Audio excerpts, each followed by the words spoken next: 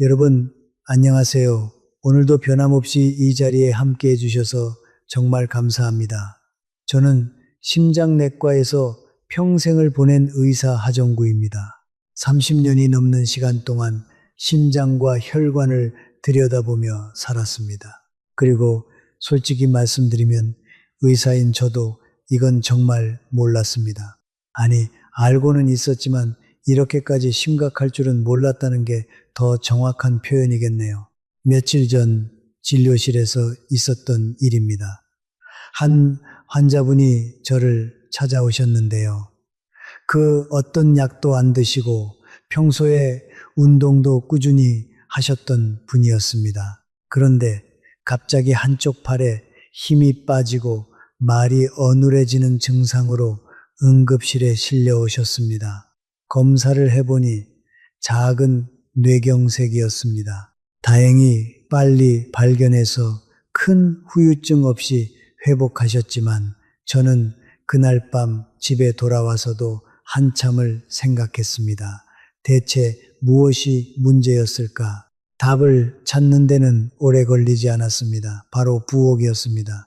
매일 식탁 위에 올라오는 그 평범한 양념들 말입니다. 여러분, 혹시 이런 생각 해보셨나요? 내가 매일 먹는 이 양념이 내 혈관을 공격하고 있을지도 모른다는 생각이요. 아마 대부분 안 해보셨을 겁니다. 저도 그랬으니까요. 오늘 이 시간에는 우리가 매일 아무 의심 없이 사용하는 6가지 양념에 대해 말씀드리려고 합니다. 이 6가지는 우리 부엌 어디에나 있고 우리 식탁 어디에나 오릅니다. 그런데 이것들이 잘못 사용되면 혈관을 서서히 망가뜨리고 어느 날 갑자기 쓰러지게 만들 수 있다는 사실 알고 계셨나요? 특히 마지막 6번째 양념은 정말 충격적입니다. 다른 것들보다 훨씬 위험할 수 있는데도 우리는 그것을 건강식품이라고 믿고 매일 챙겨 먹고 있거든요. 끝까지 들어보시면 아마 깜짝 놀라실 겁니다. 그럼 먼저 시작하기 전에 한 가지만 약속해 주세요. 오늘 이야기를 끝까지 함께 들어주시겠다고요. 우리 가족, 우리 부모님, 우리 자신의 건강을 위한 이야기니까요. 함께 끝까지 가보겠습니다. 다 들으시고 나면 분명히 여러분의 식탁이 조금은 달라지실 거라고 믿습니다. 자, 그럼 첫 번째 양념부터 차근차근 짚어보겠습니다. 첫 번째는 바로 정제식물성 기름입니다. 해바라기 씨유, 옥수수유, 카놀라유, 콩기름 이런 것들 말입니다. 여러분도 한 번쯤 이런 광고를 들어보셨을 겁니다. 동물성 기름보다 식물성 기름이 심장에 좋다고요. 저도 그렇게 배웠습니다. 의대 다닐 때도 그렇게 가르쳤으니까요. 그런데 최신 연구들을 들여다보면 완전히 다른 그림이 보입니다.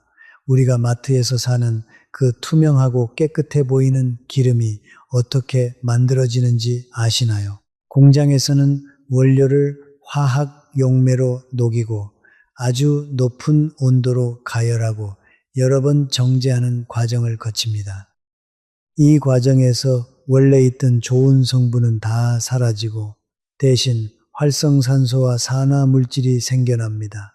이것들이 조용히, 아주 조용히 우리 혈관을 공격하기 시작합니다.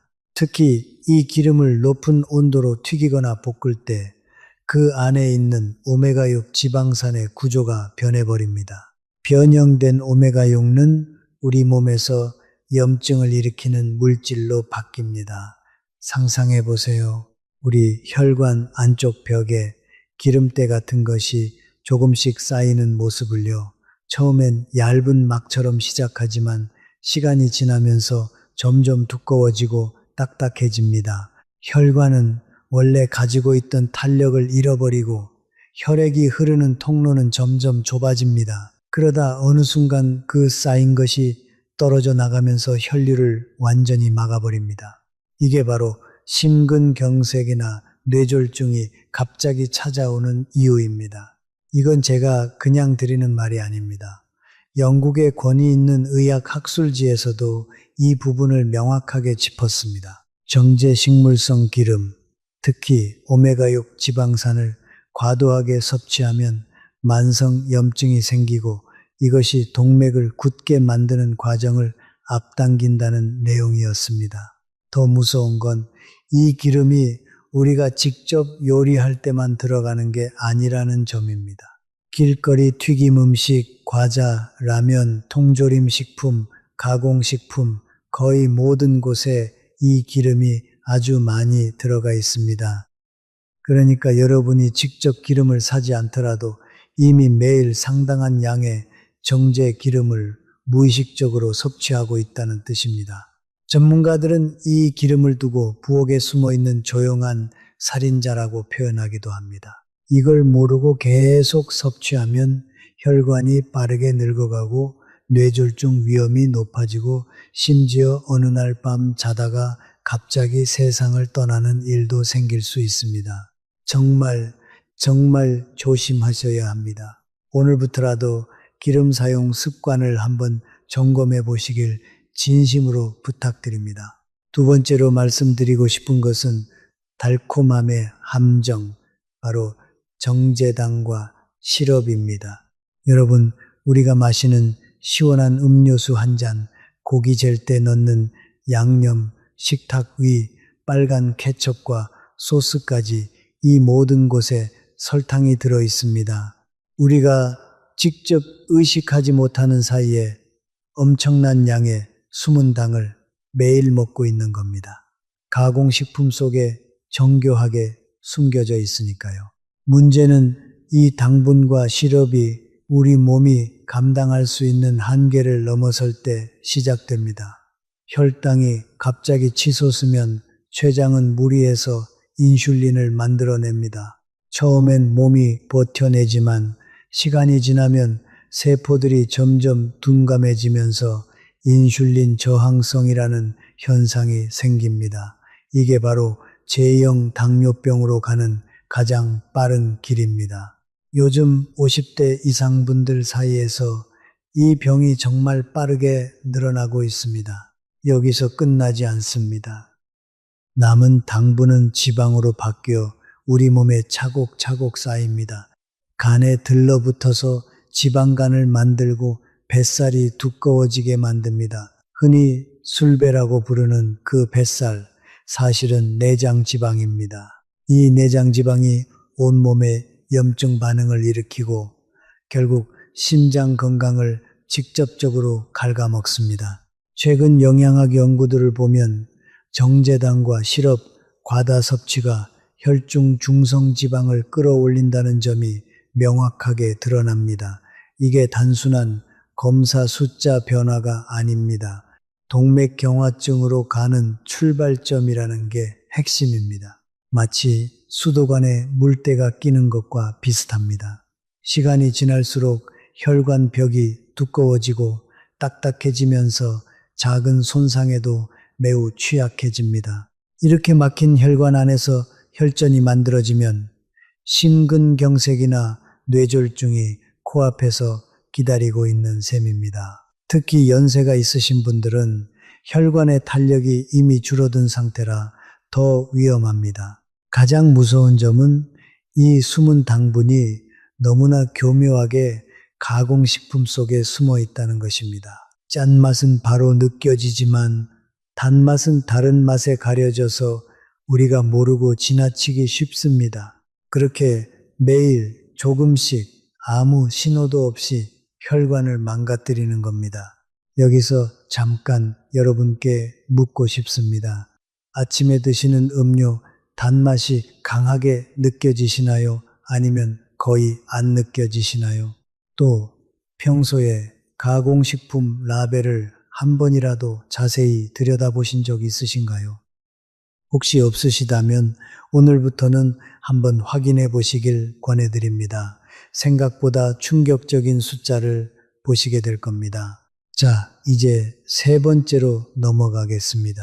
우리 식문화에서 정말 빼놓을 수 없는 존재, 바로 간장과 각종 발효 양념입니다. 된장찌개, 간장게장, 젓갈류까지 이런 음식들은 우리 밥상에 깊은 맛을 책임지는 존재들입니다. 사실 이런 발효식품에는 유익균이 풍부해서 장 건강에 좋다는 말도 틀린 말은 아닙니다.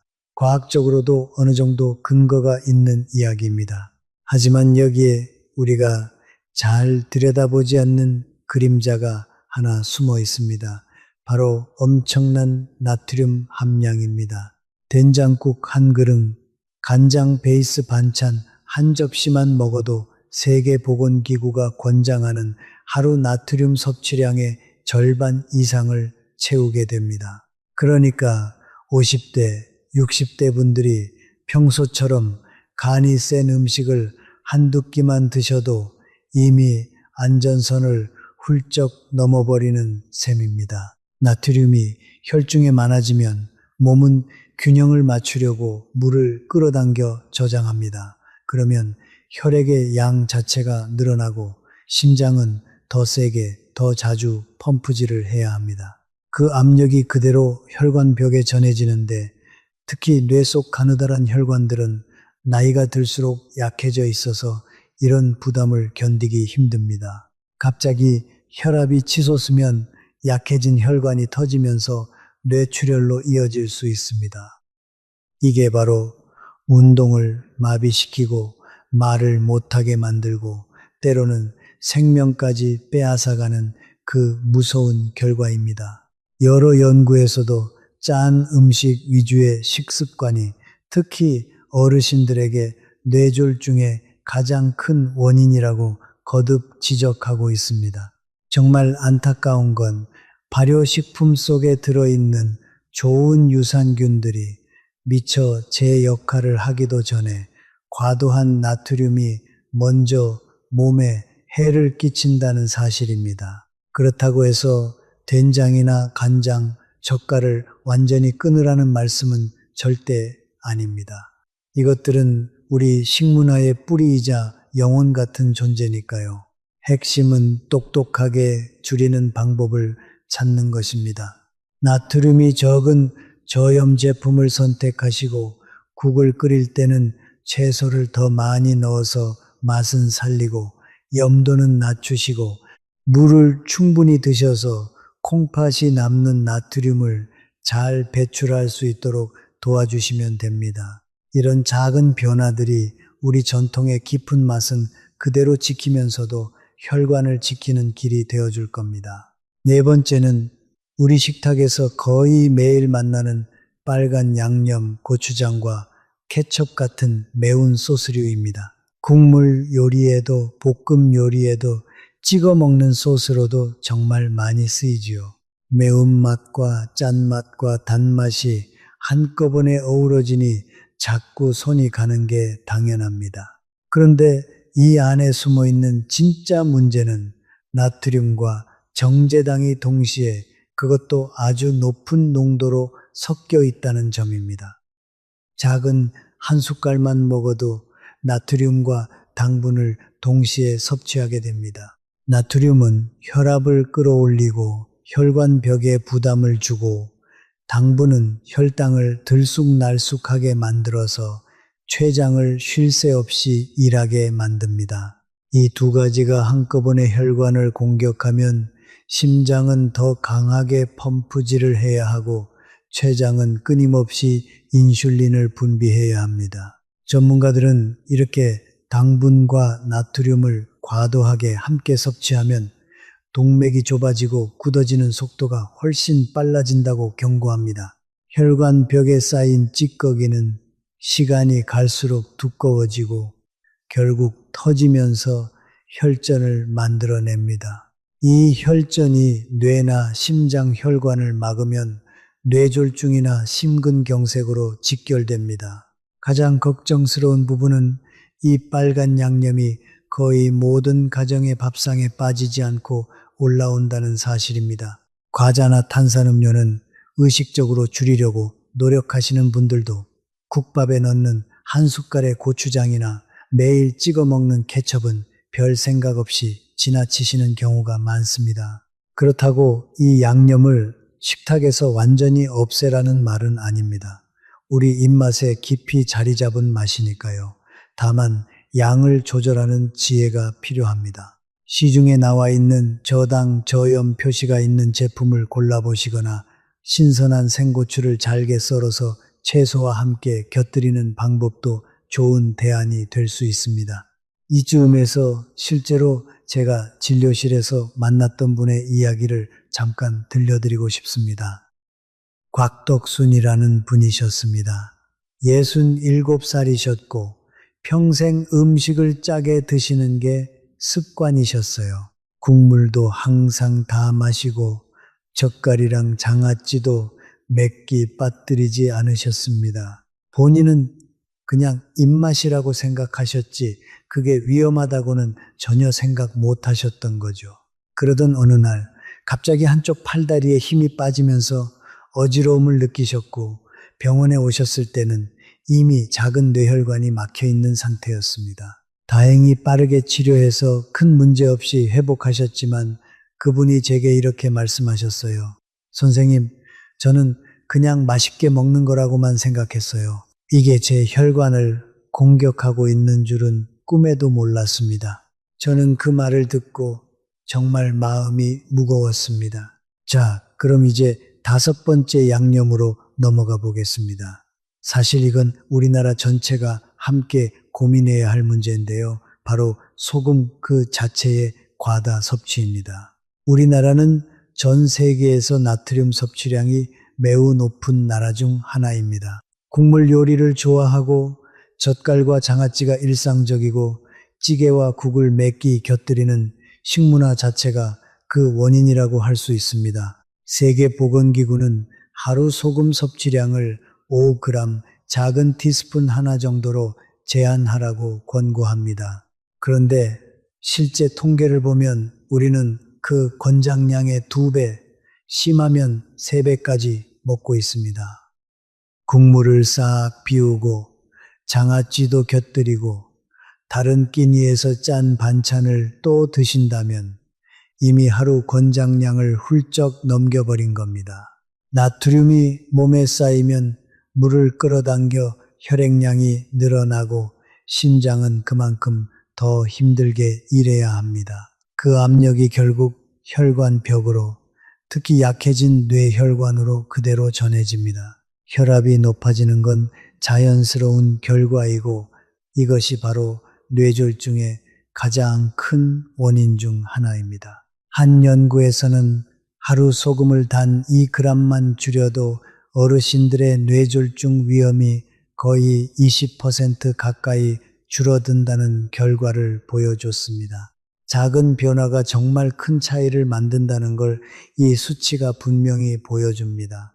소금이 정말 무서운 이유는 술이나 담배처럼 강한 자극이나 취기를 주지 않는다는 점입니다. 조용히, 천천히, 우리도 모르는 사이에 몸을 갉아먹습니다.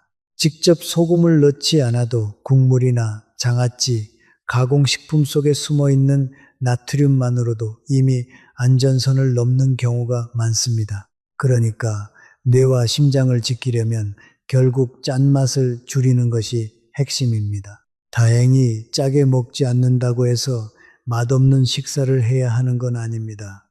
저염 간장을 고르시고 장아찌는 물에 한번 헹궈서 염도를 낮추시고 파, 마늘, 생강, 각종 향신 채소를 활용해서 맛의 깊이를 더해보세요. 이런 작은 습관의 변화만으로도 전통의 깊은 풍미는 지키면서도 건강을 함께 챙길 수 있습니다. 자, 이제 처음에 말씀드렸던 가장 충격적인 마지막 6번째 양념을 알려드릴 차례입니다. 놀라지 마세요. 바로 마늘입니다. 네, 마늘입니다. 우리 부엌에 없는 집이 거의 없는 그 흔한 마늘 말입니다. 국에도 넣고 볶음에도 넣고 양념장에도 듬뿍 들어가는 그 마늘이 왜 위험할 수 있는지 지금부터 차근차근 설명드리겠습니다. 옛날부터 마늘은 감기를 이기게 해주고 몸을 따뜻하게 해주는 약이라고 믿어왔습니다. 실제로 현대의학에서도 마늘 속 알리신이라는 성분이 혈중 지방을 낮춰주고 염증을 줄여주고 혈전 생성을 막아준다는 것이 확인되었습니다. 그러니까 마늘은 분명 자연이 우리에게 준 귀한 선물이 맞습니다. 적절하게 먹으면 정말 좋습니다. 하지만 여러분, 마늘도 양날의 검입니다. 특히 만성질환을 앓고 계신 어르신들이라면 더더욱 조심하셔야 합니다. 마늘이 가지고 있는 핵심적인 특징, 바로 혈액을 자연스럽게 묽게 만드는 작용 때문입니다. 혈전을 예방한다는 점에서는 좋게 들리지만 와파린이나 아스피린 같은 혈전 억제제를 복용하고 계신 분이 마늘을 너무 많이 드시면 피가 지나치게 묽어집니다. 그 결과 내부장기에 출혈이 생기거나 위에서 출혈이 일어나거나 더 심하면 뇌출혈로까지 이어질 위험이 커집니다. 여기서 또 한 분의 사례를 말씀드리고 싶습니다. 우창식이라는 분이었는데 70살이셨고 심장 부정맥 때문에 혈전 억제제를 꾸준히 드시고 계셨습니다. 그런데 평소 건강을 위해서 매일 마늘을 한 줌씩, 그것도 생마늘로 드시기 시작하셨습니다. 본인은 자연식품이니까 많이 먹어도 좋을 거라고 생각하셨던 거죠. 몇 주가 지나자 몸에 멍이 쉽게 생기고 잇몸에서 피가 잘 멈추지 않는 증상이 나타났습니다. 검사를 해보니 혈액이 지나치게 묽어진 상태였습니다. 정말 다행히 큰 사고로 이어지기 전에 발견했지만 만약 그대로 두셨다면 위출혈이나 뇌출혈로 이어질 수도 있었던 상황이었습니다. 그분이 제게 하신 말씀이 지금도 생각납니다. 선생님, 천연 재료니까 무조건 좋은 거라고만 생각했어요. 잠깐 다시 한번 정확하게 말씀드리겠습니다. 모든 분들이 마늘을 위험하게 여기실 필요는 없습니다. 이렇게 어떤 연구에서는 고농도 마늘 성분과 혈전 억제제를 함께 사용하면 예상치 못한 부작용이 생길 수 있다고 분명하게 경고하고 있습니다. 더 큰 문제는 많은 분들이 천연식품이니까 무조건 안전하다고 믿고 마늘을 끝없이 드신다는 점입니다. 혈관에만 영향을 주는 게 아니라 위장에도 부담을 줍니다. 이건 정말 많은 분들이 간과하시는 부분입니다. 생마늘을 과하게 드시면 속이 더부룩하고 쓰리고 위벽에 염증이 생기기 쉽습니다. 체력이 약하신 분들은 혈압이 갑자기 너무 떨어지면서 어지럽고 균형을 잃고 넘어지기도 합니다. 연세가 있으신 분들에게 한 번의 낙상이 얼마나 큰 후유증으로 이어지는지는 우리 모두 잘 알고 있습니다. 정말 작은 부주의가 큰 사고로 이어질 수 있다는 걸 늘 기억해 주셨으면 합니다. 다시 한번 분명히 말씀드리고 싶습니다. 마늘은 분명 귀한 약입니다. 하지만 그 효과는 적당한 양을 지킬 때만 나타납니다. 많이 먹을수록 좋다는 생각은 의학적으로 완전히 틀린 생각입니다. 실제로는 하루에 마늘 두세 쪽 정도면 신장과 혈관에 필요한 영양을 충분히 얻을 수 있습니다. 약과 독의 경계는 결국 양에 있습니다. 적당히 드시면 든든한 방패가 되어주지만 지나치게 드시면 오히려 우리 부엌 안에 숨은 위험이 될 수 있습니다. 마늘 외에도 비슷한 원리로 조심해야 할 식품들이 몇 가지 더 있습니다. 생강도 혈액을 묽게 하는 효과가 있어서 비슷하게 주의가 필요하고, 오메가3 보충제나 은행잎 추출물 같은 건강 보조제도 혈전 억제제와 함께 드시면 출혈 위험을 높일 수 있습니다. 요즘 건강에 관심이 많으셔서 여러 가지 영양제를 동시에 챙겨 드시는 분들이 많은데, 이런 경우에는 반드시 담당 의사 선생님께 어떤 영양제를 드시고 있는지 빠짐없이 말씀드리시는 게 중요합니다.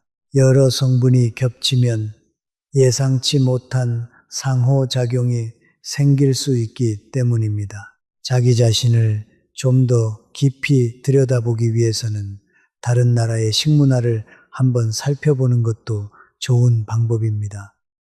식습관이라는 게 단순히 입맛의 문제가 아니라 결국 얼마나 오래, 얼마나 건강하게 살 수 있는지를 결정하는 아주 중요한 열쇠이기 때문입니다. 먼저 일본을 한번 보겠습니다. 일본은 세계적으로 장수 비결로 아주 유명한 나라입니다. 일본 분들은 식사를 정말 담백하고 정갈하게 합니다. 우리와 비교하면 나트륨 섭취량이 확실히 낮습니다. 매일 먹는 음식에 해산물과 미역, 다시마 같은 해조류, 신선한 채소가 늘 함께합니다. 공식 통계에 따르면 일본인의 평균 소금 섭취량은 우리의 거의 절반에 불과합니다. 이 작은 습관 차이 때문에 일본에서는 뇌졸중과 고혈압 발생률이 다른 나라보다 훨씬 낮고 평균 수명도 세계 최고 수준을 자랑합니다. 직접 일본을 다녀보면 아흔이 넘으신 분들도 정신이 또렷하고 걸음걸이도 가볍고 사회 활동에도 적극적으로 참여하시는 모습을 자주 보게 됩니다. 담백한 식사가 맛없는 식사가 아니라 오히려 건강을 지키는 황금 열쇠라는 걸 그분들이 직접 증명해 보이시는 셈입니다. 이번에는 시선을 지중해 첨트로 돌려보겠습니다. 지중해 지역은 가장 건강한 식단의 본보기로 자주 손꼽힙니다.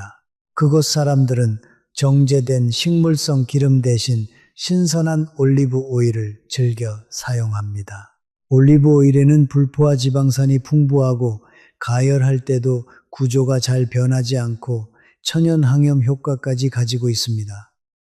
여기에 생선, 신선한 과일, 통곡물까지 골고루 곁들이는 식습관이 더해지면서 지중해 지역은 심장질환 발생률이 정말 낮은 편에 속합니다. 흥미로운 점은 그분들도 와인이나 치즈, 가끔은 붉은 고기까지 즐기신다는 겁니다. 다만 전체적인 균형과 적당함이 핵심입니다. 여러 국제 연구들도 지중해식 식습관이 심장 건강뿐 아니라 기억력 유지와 인지, 기능 저하 예방에도 도움이 된다고 입을 모읍니다. 일본과 지중해 이 두 사례를 함께 놓고 보면 한 가지 분명한 진리가 보입니다. 건강과 장수는 결국 매일매일의 식습관과 함께 간다는 사실입니다. 일본은 소금을 철저히 관리해서 뇌졸중을 피하고 지중해는 정제 기름 대신 올리브 오일을 선택해서 신장을 지킵니다. 그렇다면 우리는 오늘부터 무엇을 바꿔야 할까요? 짠 음식과 가공된 기름을 줄이고 신선한 재료를 우선하는 것, 그것이 바로 답입니다. 그럼 이제부터 실제로 무엇을 어떻게 해야 할지 구체적으로 알려드리겠습니다. 복잡하게 생각하지 마세요. 아주 간단한 것부터 시작하면 됩니다. 첫째, 집에서 혈압을 꾸준히 재보시는 습관입니다. 우리 혈관을 집안의 수도관이라고 한번 생각해 보세요. 압력이 너무 높아지면 관이 점점 부풀고 약해지고 결국 어느 순간 터지게 됩니다. 고혈압도 똑같습니다. 뇌 속에 가느다란 혈관이 오랫동안 높은 압력을 받으면 약해지고 부풀고 결국 터지면서 뇌출혈로 이어집니다. 그러니까 하루에 최소 2번, 아침에 일어나서 1번, 저녁에 잠들기 전에 1번 혈압을 측정해 보시길 권해드립니다. 요즘은 가정용 혈압계가 정말 간편하고 정확합니다. 몇 분만 시간을 내시면 내 몸 상태를 바로 확인할 수 있습니다. 둘째, 나트륨과 칼륨의 균형을 맞추는 일입니다. 나트륨이 몸에 물을 가둬서 혈압을 올린다면 칼륨은 그 나트륨을 몸 밖으로 내보내는 데 도움을 줍니다. 조용히 일하는 숨은 일꾼인 셈인데 의외로 신경 쓰는 분들이 적습니다. 바나나, 고구마, 시금치, 단호박, 토마토 같은 음식에 칼륨이 풍부합니다. 식사 후에 바나나 1개를 드시는 것만으로도 혈관과 심장에 든든한 보호막을 더할 수 있습니다. 셋째, 물을 충분히 드시는 습관입니다. 아주 간단하지만 많은 분들이 놓치고 계신 부분입니다. 몸에 수분이 부족하면 혈액이 끈적해지고 흐름이 느려지고 혈전이 생기기 쉬워집니다. 이게 바로 혈관을 막고 뇌졸중을 일으키는 위험한 요인입니다. 반대로 물을 충분히 드시면 혈액이 묽어지고 순환이 부드러워지고 콩팥이 남는 나트륨을 더 잘 배출하게 됩니다. 연세가 있으신 분들은 하루에 약 1.5리터에서 2리터 정도의 물을 드시는 게 좋습니다. 한꺼번에 들이키지 마시고 조금씩 자주 나눠서 드세요. 목이 마를 때까지 기다리지 마시고 물병을 곁에 두고 자주 한 모금씩 드시는 습관을 만들어 보세요. 넷째, 식사 후에 가볍게 몸을 움직이는 습관입니다. 밥을 먹고 바로 텔레비전 앞에 앉거나 누워버리면 혈당이 빠르게 치솟아서 몸에 부담을 줍니다. 특히 당뇨나 고지혈증이 있으신 분들에게는 더 위험합니다. 식사 후 10분에서 15분 정도 가볍게 걷거나 몸을 움직여 주시는 것만으로도 혈당이 안정되고 소화도 한결 편해집니다. 이 네 가지 혈압 체크, 칼륨이 풍부한 음식, 충분한 물, 식후 가벼운 움직임, 이것만 꾸준히 지켜도 뇌졸중 위험을 충분히 낮출 수 있습니다. 비싸지 않고 힘들지도 않습니다. 그냥 매일 조금씩 실천하는 마음이면 충분합니다. 혈압을 재실 때 몇 가지 주의하실 점도 말씀드리고 싶습니다.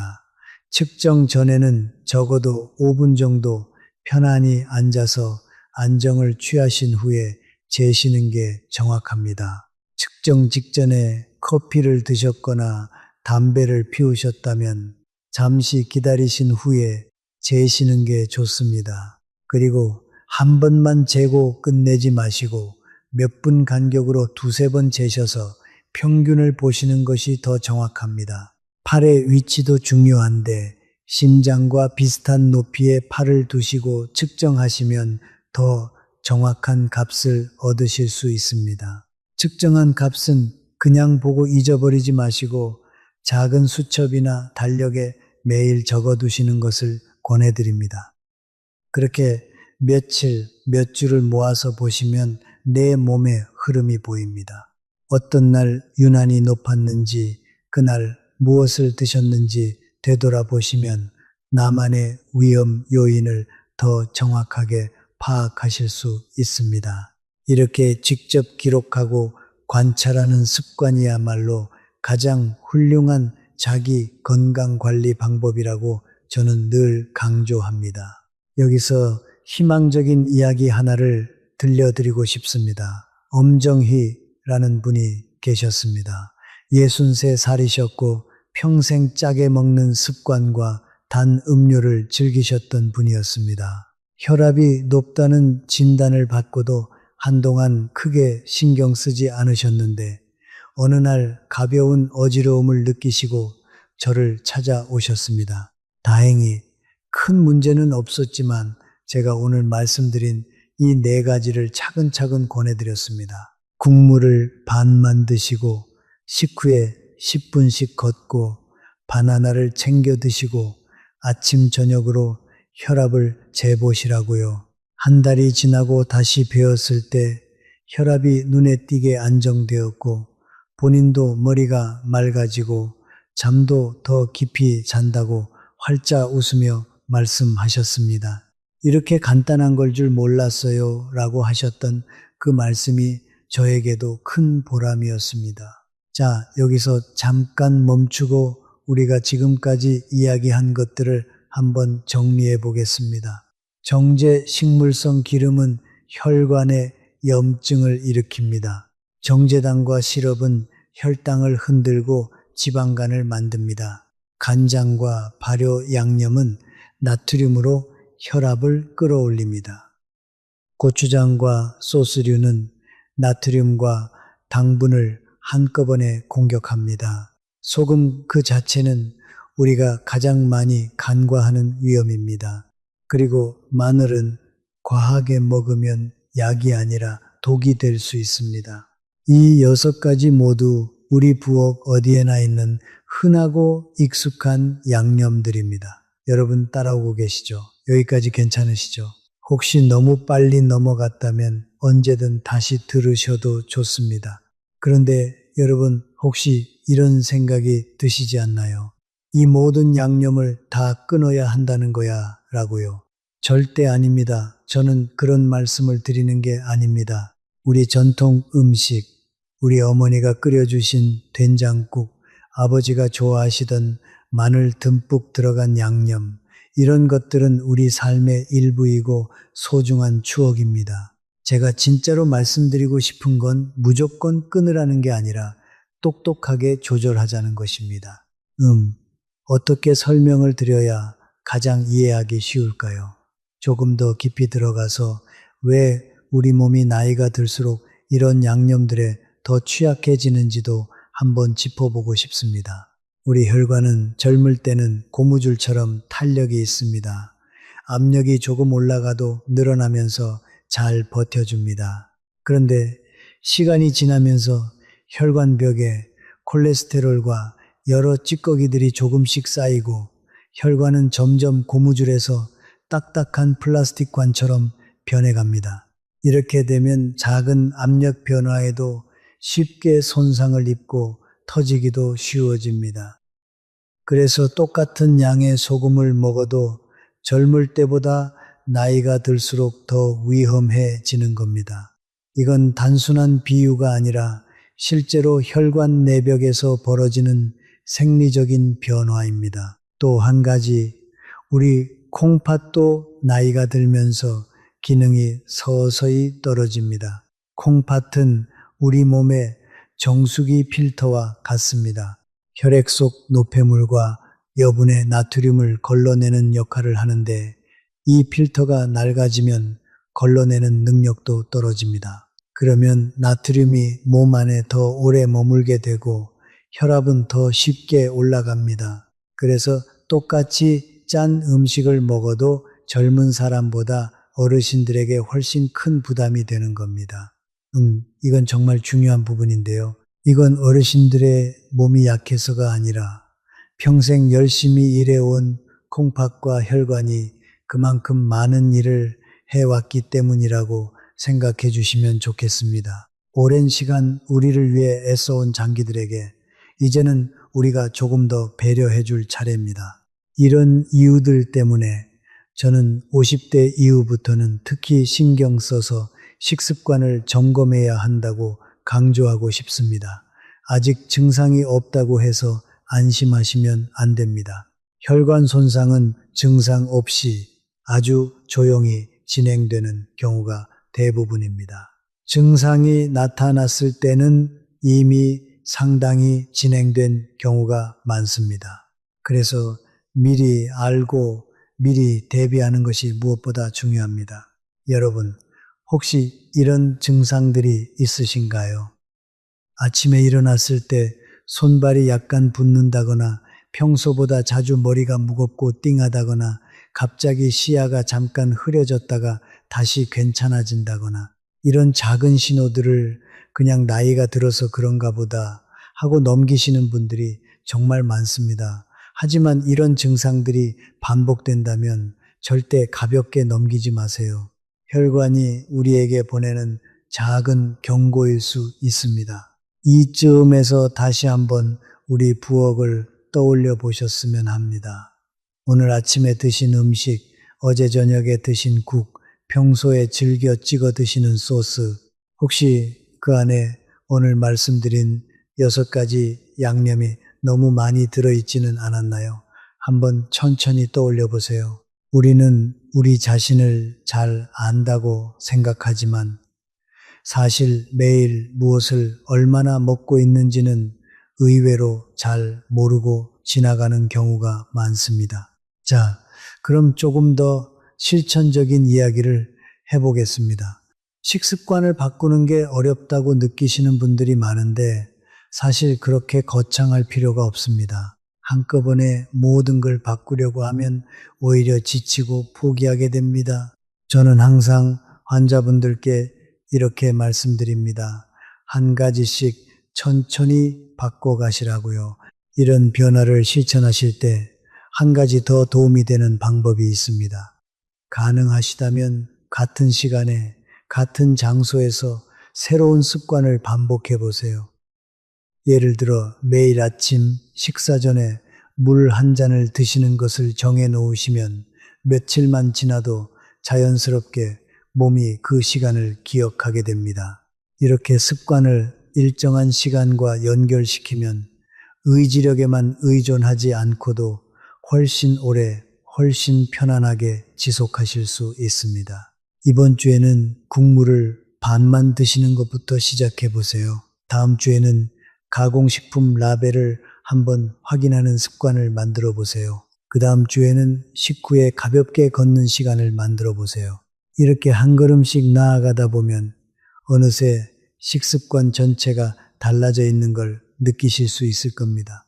급하게 바꾸는 것보다 천천히 꾸준히 바꾸는 것이 훨씬 오래 갑니다. 그리고 한 가지 더 말씀드리고 싶은 게 있습니다. 혼자 이걸 다 바꾸려고 하지 마세요. 우리 가족과 함께 이야기를 나눠보세요.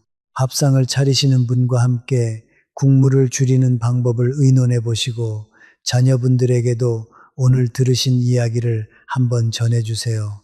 우리 가족 모두의 혈관을 함께 지키는 일이니까요. 손주들과 더 오래, 더 건강하게 함께 시간을 보내려면 지금부터 우리가 먼저 변해야 합니다. 저는 30년 넘게 진료실에서 수많은 환자분들을 만났습니다. 그 중에는 정말 안타까운 사연도 많았고 또 작은 변화로 놀랍게 회복하신 분들도 많았습니다. 확실한 건 이것 하나입니다. 우리 몸은 우리가 어떻게 대해주느냐에 따라 분명히 응답합니다. 오늘부터 작은 것 하나라도 바꿔보신다면 그 변화는 분명히 여러분의 혈관에, 여러분의 미래에 좋은 흔적을 남길 겁니다. 조금 전에 말씀드린 우창식님 기억하시나요? 마늘을 너무 많이 드셔서 혈액이 묽어지셨던 그 환자분요. 사실 그 일이 있고 나서 저는 진료실에서 비슷한 사례를 더 자주 마주하게 되었습니다. 요즘 건강식품이라는 이름이 붙으면 무조건 많이 먹어야 좋다고 생각하시는 분들이 정말 많습니다. 홍삼도 그렇고 오메가3도 그렇고 비타민도 그렇습니다. 좋은 성분이라도 양을 넘어서면 몸에 부담이 됩니다. 우창식 님도 그 이후로는 마늘을 적당히 두세 쪽 정도로 줄이셨고 지금은 안정적으로 약을 잘 챙기시면서 건강하게 지내고 계십니다. 자, 이제 조금 더 구체적으로 어떤 음식들을 가까이 하시면 좋을지 말씀드리겠습니다. 혈관 건강을 생각하신다면 우리 전통 음식 안에도 답이 많이 숨어 있습니다. 예를 들어 된장을 끓이실 때 소금 대신 다시마와 멸치로 우려낸 육수를 베이스로 쓰시면 짠맛은 줄이고 깊은 맛은 살릴 수 있습니다. 나물 무칠 때도 간장 대신 참기름과 들깨가루를 더 활용해 보시면 풍미는 그대로 유지하면서 나트륨은 줄일 수 있습니다.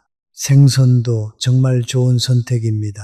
고등어, 삼치, 꽁치 같은 생선에는 오메가3 지방산이 풍부해서 혈관에 쌓인 염증을 가라앉히는 데 도움이 됩니다.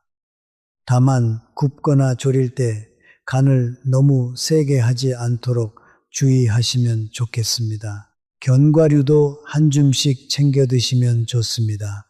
호두나 아몬드에는 불포화 지방산이 풍부해서 혈관벽을 부드럽게 유지하는 데 도움이 됩니다. 다만 시중에 파는 견과류 중에는 소금이나 설탕으로 코팅된 것들이 많으니 가능하면 아무것도 첨가되지 않은 그대로의 견과류를 선택하시는 게 좋습니다. 채소는 양에 구애받지 않고 충분히 드셔도 좋습니다. 특히 짙은 녹색 채소, 시금치나 케일, 브로콜리 같은 채소에는 칼륨과 식이섬유가 풍부해서 나트륨 배출을 돕고 혈관을 건강하게 유지하는 데 큰 도움이 됩니다. 이렇게 우리가 평소에 익숙한 재료들을 조금만 다르게 활용하면 입맛도 지키고 건강도 함께 지킬 수 있습니다. 비싼 건강식품을 따로 사실 필요도 없습니다. 우리 부엌, 우리 시장에 이미 다 있는 재료들입니다. 돈 들이지 않고도 충분히 시작할 수 있다는 점 꼭 기억해 주셨으면 좋겠습니다. 콩류도 빼놓을 수 없는 좋은 선택입니다.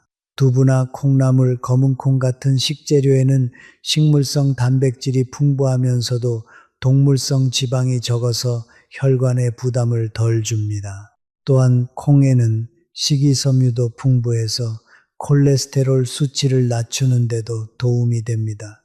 두부를 활용한 요리는 정말 다양합니다. 두부조림, 두부구이, 순두부찌개까지 우리 입맛에 익숙하면서도 건강에 좋은 메뉴들이 많습니다. 된장이나 청국장처럼 콩을 발효시킨 음식도 좋지만 앞서 말씀드렸듯이 염도는 꼭 신경 써서 조절해 주셔야 합니다. 해조류도 우리 식문화에서 빼놓을 수 없는 좋은 재료입니다.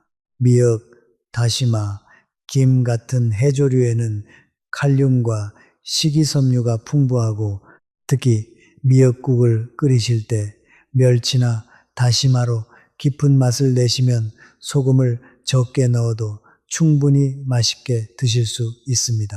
이렇게 우리 전통 식재료들을 잘 활용하시면 새로운 음식을 따로 배우지 않으셔도 충분히 건강한 식탁을 차리실 수 있습니다. 이제 조금 다른 이야기를 해보고 싶습니다. 사실 우리가 짜게 기름지게 먹게 되는 데는 단순히 입맛의 문제만 있는 게 아닙니다. 우리 세대는 젊었을 때 정말 어려운 시절을 보냈습니다. 먹을 게 풍족하지 않았던 시절, 짠 음식 한 가지로 밥 한 그릇을 다 비워야 했던 시절이 있었습니다. 그 시절의 습관이 지금까지 몸에 남아있는 겁니다. 그러니 지금 이렇게 짜게 드시는 것도 단 음식을 좋아하시는 것도 사실은 그 시절을 견뎌내신 흔적이라고 생각합니다.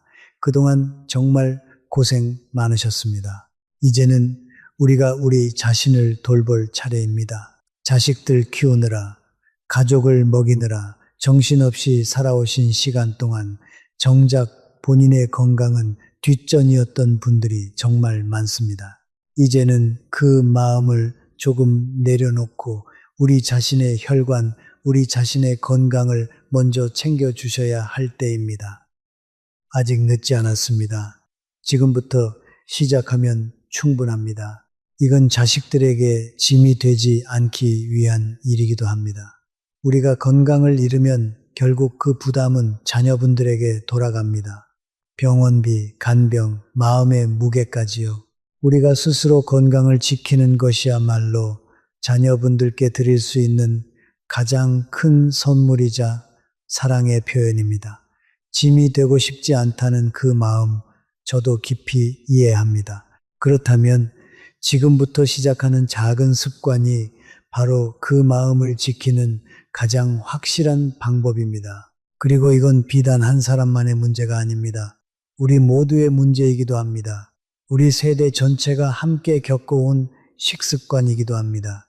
우리 세대가 함께 짜게 먹는 습관을 가지고 있다면 우리 함께 그 습관을 바꿔나갈 수도 있습니다. 옆집 어르신과 함께 저염 식단을 나눠보시고 경로당에서 만나는 친구분들과 오늘 들으신 이야기를 함께 나눠보세요. 함께 나누는 정보 하나가 누군가의 건강을 지키는 든든한 울타리가 되어줄 수 있습니다. 우리가 함께 건강해지면 우리 동네 전체가, 우리 사회 전체가 더 건강해질 수 있습니다. 저는 진심으로 우리 어르신들이 손주들과 더 오래, 더 건강하게 시간을 보내시길 바랍니다. 손주 결혼식 가는 날까지, 증손주 안아보는 날까지 건강하게 그 자리를 지키시길 바랍니다. 그러려면 오늘부터, 지금부터 시작해야 합니다. 작은 습관 하나가 그 미래를 만듭니다. 잠깐 제 이야기를 좀 더 들려드려도 될까요? 제가 처음 의사가 되었을 때는 그저 환자분의 막힌 혈관을 뚫어주고 약을 처방해 드리고 수술을 결정하는 게 제 일이라고 생각했습니다. 그런데 시간이 지나면서 깨달은 게 있습니다. 아무리 좋은 약을 드려도, 아무리 정교한 시술을 해드려도 매일 드시는 식사가 바뀌지 않으면 같은 문제가 반복된다는 사실이었습니다. 그래서 어느 순간부터 저는 환자분들께 약 이야기보다 식탁 이야기를 먼저 묻게 되었습니다. 그게 진짜 시작이라고 생각했기 때문입니다. 아침에 뭘 드시는지, 국물을 얼마나 드시는지, 간식으로 뭘 즐기시는지 처음엔 의아해 하시는 분들도 많았습니다. 의사가 왜 이런 걸 묻나 하시면서요. 하지만 이야기를 나눠보면 거의 모든 분들의 혈관 문제 뒤에는 식습관이라는 공통 분모가 숨어 있었습니다. 미국에서 진료할 때도 비슷한 경험을 많이 했습니다. 그곳에서는 가공식품과 패스트푸드가 문제였고 여기서는 짠 국물과 양념이 문제였습니다. 나라마다 모양은 다르지만 본질은 같았습니다. 우리가 매일 무심코 먹는 것이 결국 우리 혈관의 운명을 결정한다는 것입니다. 그래서 저는 이 시간을 통해 여러분께 약 처방이 아니라 식탁 처방을 드리고 싶습니다. 오늘 말씀드린 이야기들이 조금 무겁게 느껴지셨을 수도 있습니다. 하지만 저는 여러분이 두려움에 머무르길 바라지 않습니다. 오히려 이걸 알게 되신 것 자체가 큰 행운이라고 생각해 주셨으면 합니다. 모르고 계속 드시는 것과 알고 조절하시는 것은 완전히 다른 미래로 이어지니까요. 조금 더 구체적인 숫자로 한번 짚어보겠습니다.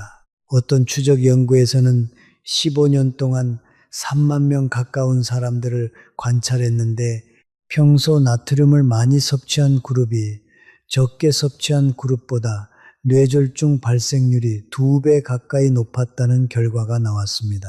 또 다른 조사에서는 가공식품을 통한 숨은 당분 섭취가 많은 사람일수록 심장질환으로 인한 사망률이 눈에 띄게 높아진다는 점이 확인되었습니다. 그리고 흥미로운 통계도 있습니다. 국내 성인 가운데 거의 70%에 가까운 분들이 본인의 하루 나트륨 섭취량을 실제보다 훨씬 적게 생각하고 있다는 조사 결과입니다. 그러니까 10분 중 7분 가까이가 본인이 얼마나 짜게 드시는지조차 제대로 인지하지 못하고 계신다는 뜻입니다. 이게 바로 제가 오늘 이 이야기를 꼭 전해드리고 싶었던 이유입니다. 모르면 바꿀 수 없지만 알면 바꿀 수 있습니다. 또 하나 정제 기름과 관련된 연구에서는 오메가6 지방산 섭취 비율이 높은 그룹이 그렇지 않은 그룹보다 심혈관계 염증 지표가 약 1배 반 가까이 높게 나타났습니다. 이런 수치들이 그냥 숫자로만 끝나는 게 아니라 실제로 우리 혈관 안에서 벌어지고 있는 변화를 보여주는 신호라는 걸 기억해 주셨으면 합니다. 이런 숫자들을 들으시면 막연하게 무섭다고만 느껴지실 수 있는데 저는 오히려 이걸 희망적으로 봐주셨으면 합니다. 위험이 2배라는 건 반대로 식습관을 바꾸면 그 위험을 다시 절반으로 줄일 수 있다는 뜻이기도 합니다. 숫자는 변하지 않는 운명이 아니라 우리가 움직일 수 있는 여지를 보여주는 지표입니다. 그러니까 오늘 들으신 통계들을 두려움이 아니라 변화의 동기로 받아들여 주시면 좋겠습니다. 숫자는 그저 출발점일 뿐 끝이 아닙니다.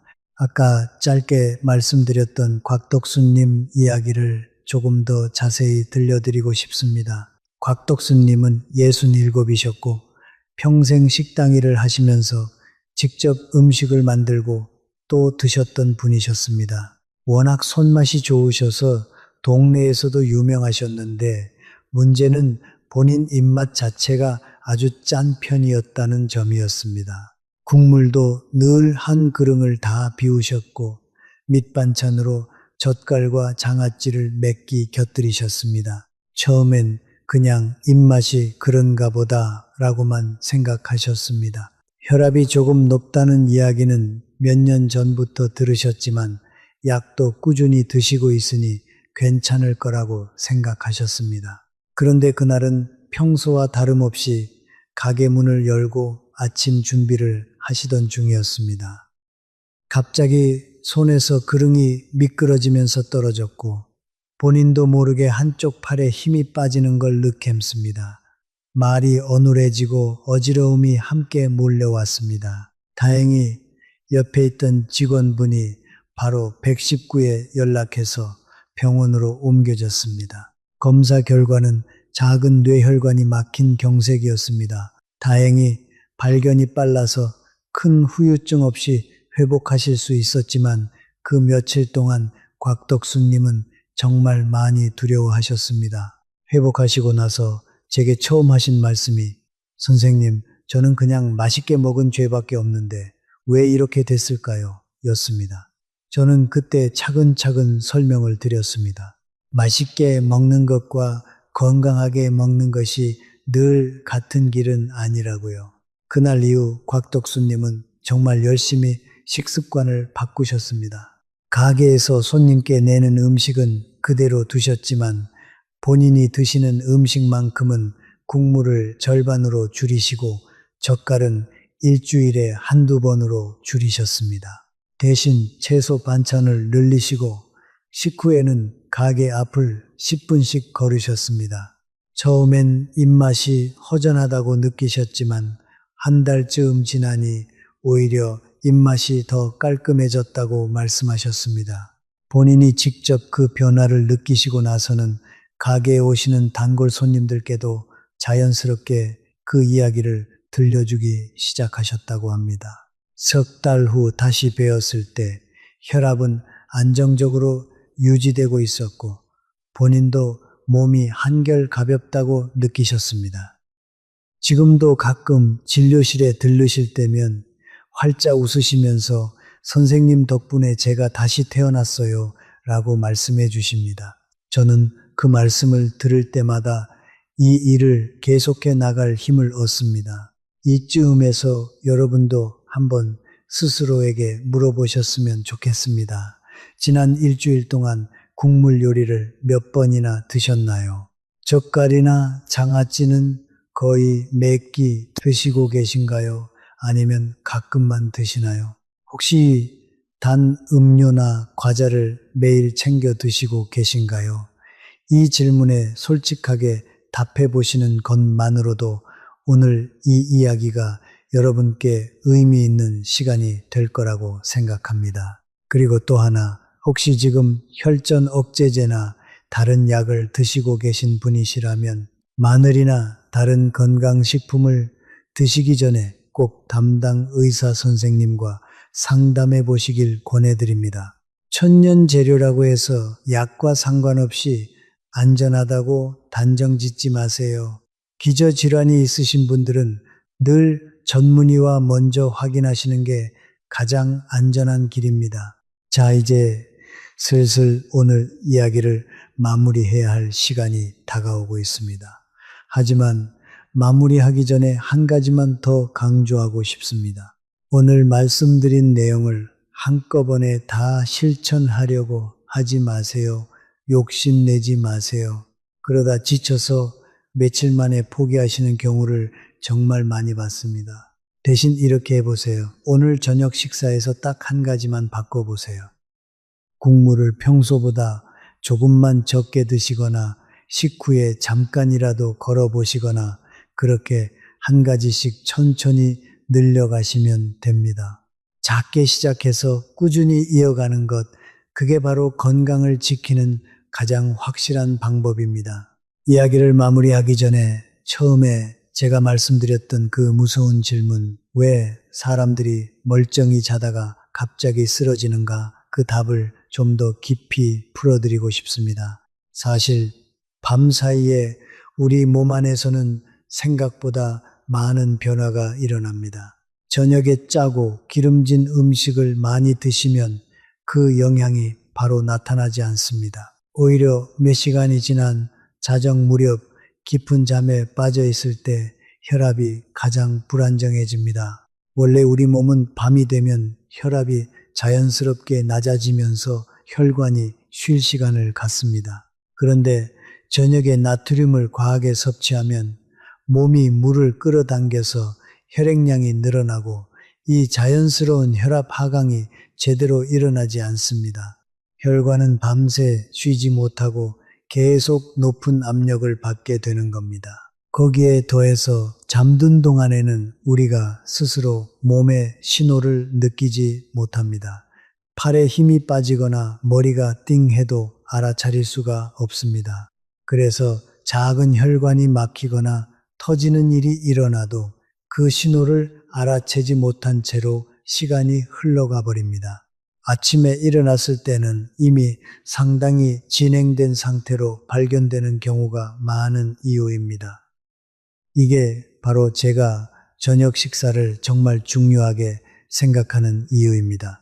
저녁 한 끼만큼은 조금 더 신경 써서 싱겁게 가볍게 드시는 게 정말 중요합니다.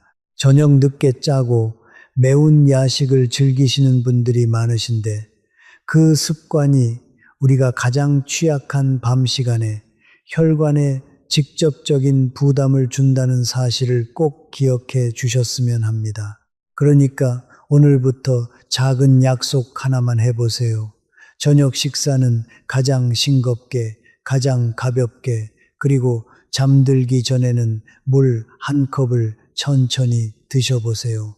이 작은 습관 하나가 밤사이 우리 혈관을 한결 편안하게 쉬게 해줄 수 있습니다. 여기서 한 가지 흥미로운 사례를 더 말씀드리고 싶습니다. 옥경태라는 분이었는데 68살이셨고 평소 저녁 늦게 짜고 매운 야식을 즐기시는 습관이 있으셨습니다. 퇴근하고 늦게 집에 오셔서 하루의 스트레스를 야식으로 푸셨던 거죠. 어느 날 아침 잠에서 깨어났을 때 한쪽 손에 약간의 저림 증상을 느끼셨습니다. 다행히 증상이 금방 사라졌지만 혹시 몰라서 병원을 찾으셨습니다. 검사 결과 일시적인 작은 혈류 장애였습니다. 의학적으로는 일시적 허열 발작이라고 부르는데 이건 본격적인 뇌졸중이 오기 전에 보내는 경고 신호와도 같습니다.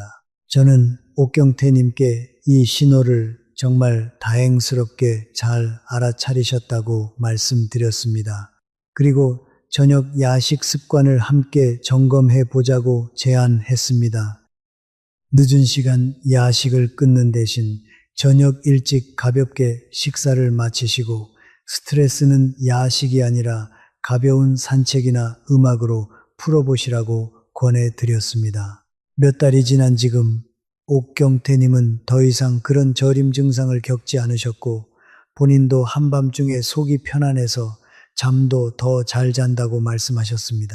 작은 경고 신호를 무시하지 않고 바로 행동으로 옮기신 것, 그것이 큰 위기를 막아낸 결정적인 순간이었습니다. 또 한 가지 꼭 말씀드리고 싶은 게 있습니다.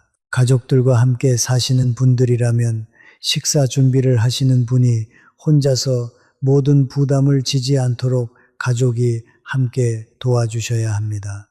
간을 맞출 때 온 가족이 함께 싱겁게 먹는 연습을 해보시고 어머니나 아버지가 평생 짜게 드셔오셨다면 자녀분들이 먼저 나서서 저염 식단을 권해드리는 것도 정말 큰 사랑의 표현이 될 수 있습니다.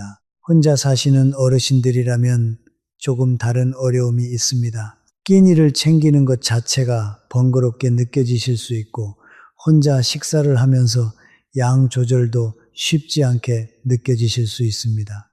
혼자 식사를 준비하다 보면 간편하게 짠 반찬이나 가공식품에 의존하기 쉽습니다. 이런 경우에는 한번 요리할 때 채소를 듬뿍 넣은 국이나 찌개를 넉넉히 끓여서 며칠 나눠 드시는 것도 좋은 방법입니다. 소분해서 냉동해 두시면 필요할 때마다 데우기만 하면 되니 매번 새로 요리하는 부담도 줄일 수 있습니다.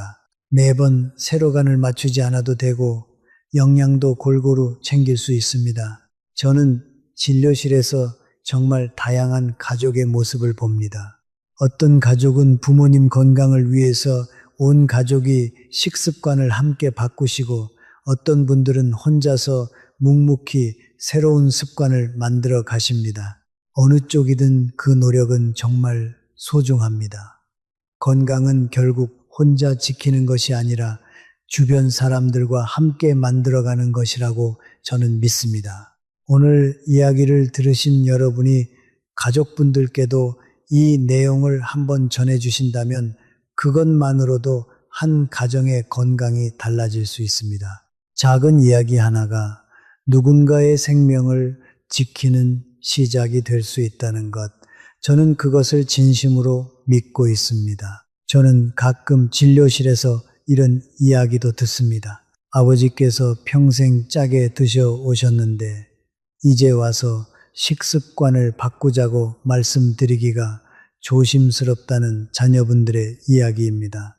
평생 본인 방식대로 살아오신 분께 갑자기 이래라 저래라 하면 서운해 하시지 않을까 걱정하시는 거죠. 그 마음 저도 충분히 이해합니다. 그럴 때는 직접 잔소리를 하시기보다 오늘처럼 이런 방송 내용을 함께 들어보시는 것도 좋은 방법입니다. 제3자의 이야기로 자연스럽게 접하시면 자녀분의 잔소리보다 훨씬 편안하게 받아들이시는 경우가 많습니다. 또는 직접 음식을 준비하실 때 슬쩍 싱겁게 만들어 보시는 것도 좋은 방법입니다. 말로 설득하기보다 함께 식사하는 자리에서 자연스럽게 보여주시는 것이 훨씬 효과적일 때가 많습니다. 자, 그럼 다음으로 넘어가 볼까요? 이번엔 조금 실용적인 팁을 하나 더 드리고 싶습니다. 마트에서 장을 보실 때 식품 라벨을 확인하는 방법입니다. 사실 라벨에 적힌 숫자들이 너무 복잡하고 작게 적혀 있어서 어렵게 느껴지실 수 있습니다. 그럴 땐 딱 한 가지만 보세요. 나트륨 함량이 한 끼 기준으로 얼마나 되는지요. 보통 한 끼에 나트륨 함량이 너무 높게 적혀 있다면 그 음식은 가끔만 드시는 게 좋겠다고 생각하시면 됩니다. 당류도 마찬가지입니다. 성분표 맨 앞부에 설탕이나 시럽이 적혀 있다면 그 식품에 당분이 아주 많이 들어있다는 뜻입니다. 성분은 보통 많이 들어간 순서대로 적혀 있으니까요.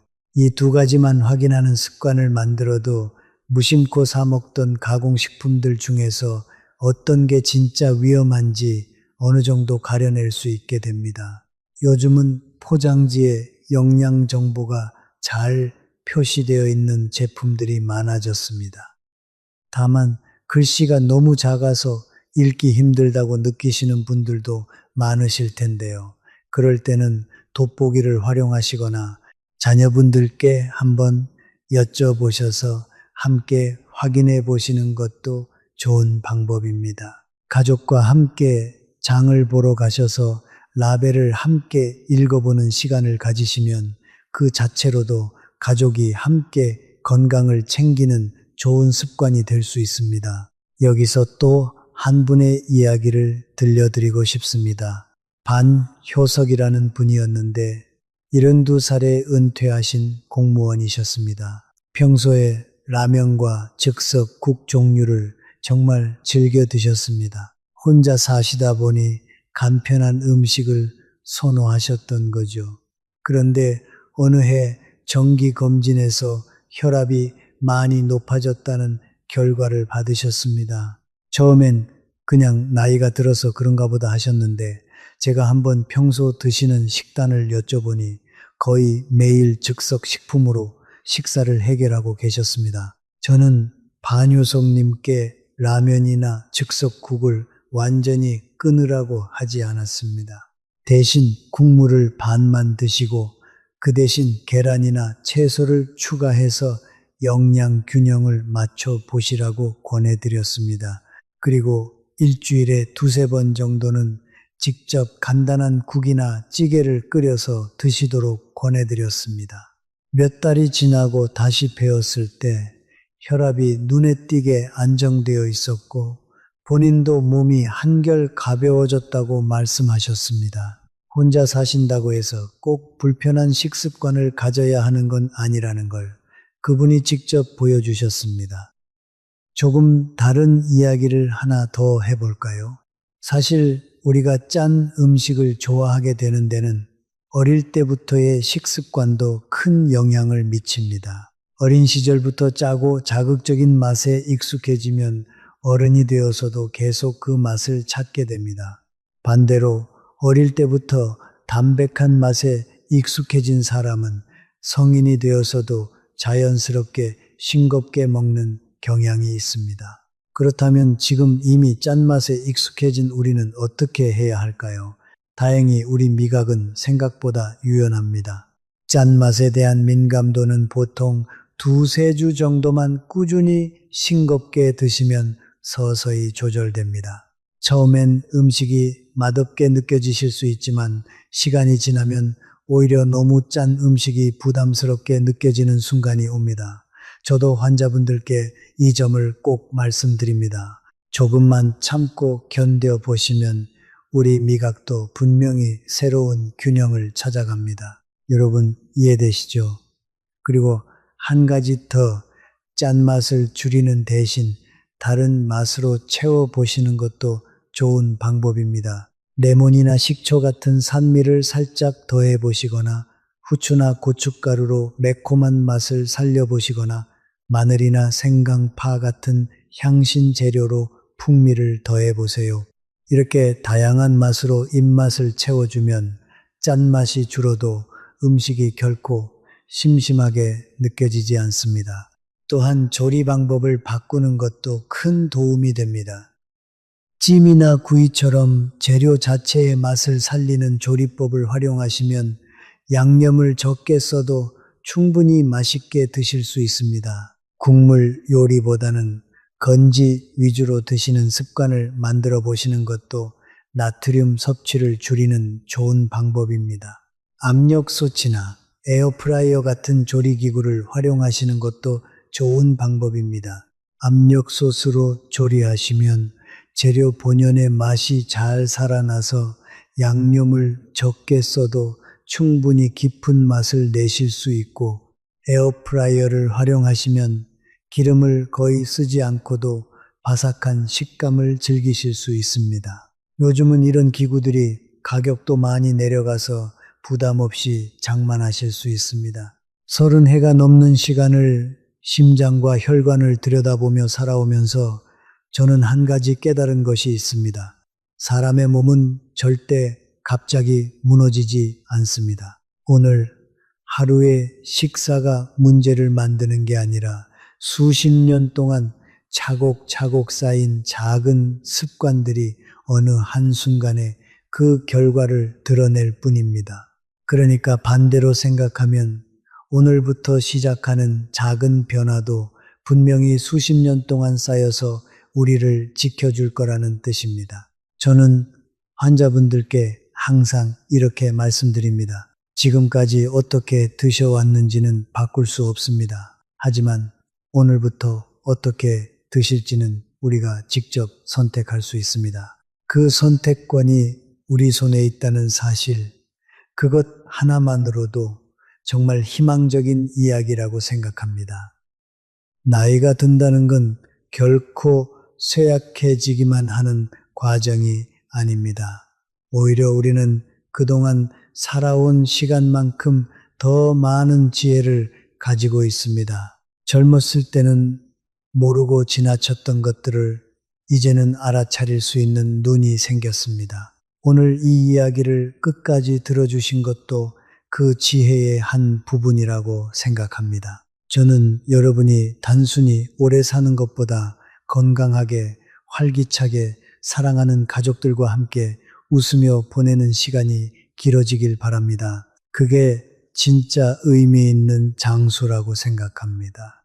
그러기 위해서는 오늘 말씀드린 작은 습관들이 정말 큰 역할을 할 것입니다.